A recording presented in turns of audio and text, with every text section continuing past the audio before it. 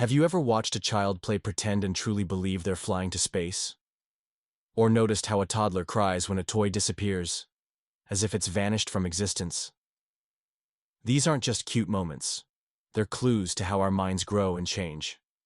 Today, we're exploring the 4 stages of cognitive development, a theory by Jean Piaget that reveals how we come to understand the world step by step. From the baby discovering their fingers to the teen questioning the meaning of life, this journey of the mind is nothing short of extraordinary. 1. The sensorimotor stage. In the very beginning, we're driven by instinct and sensation. A newborn doesn't understand the world, it feels it. During this stage, we learn by touching, tasting, listening, and moving. Everything is new, and every experience wires our brain just a little more. At first, it's all reflex, grasping, sucking, blinking. But as the months pass, we begin to connect our actions to outcomes. Shake a rattle, hear a sound, kick our legs, move the blanket. One of the most important discoveries at this stage is object permanence, the idea that things exist even when we can't see them. Before this, if you hide a toy under a blanket, a baby thinks it's simply gone. But around 8 to 12 months, a light goes on. Now the baby will lift the blanket and search. Why? Because they've begun to understand that the world exists outside their direct experience. We also start exploring, crawling, walking, and getting into everything. Our increased movement fuels more learning. And while we're still egocentric, seeing the world only from our own point of view, this is the foundation of future thinking. 2. The preoperational stage.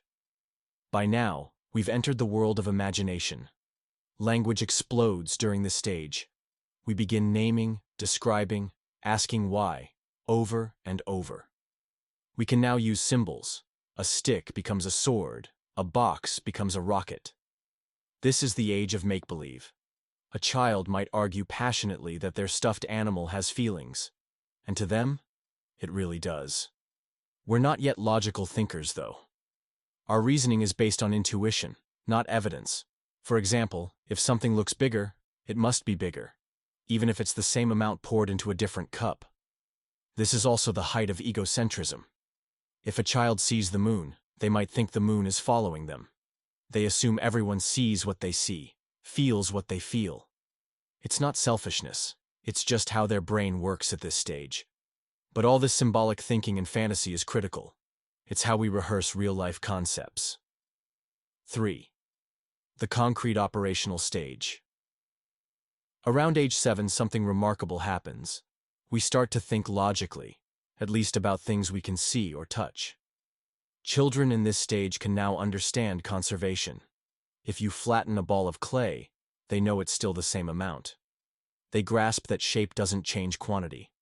They can also do classification and sequencing, sorting blocks by size or color, arranging numbers, understanding rules.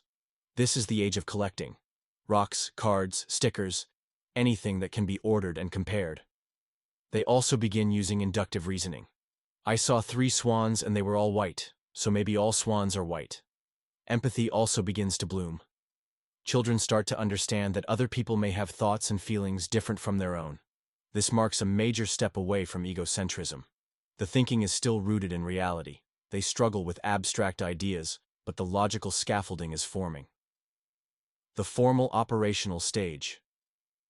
As we enter adolescence, our minds break free from the physical world. We now begin to think abstractly, logically, and hypothetically.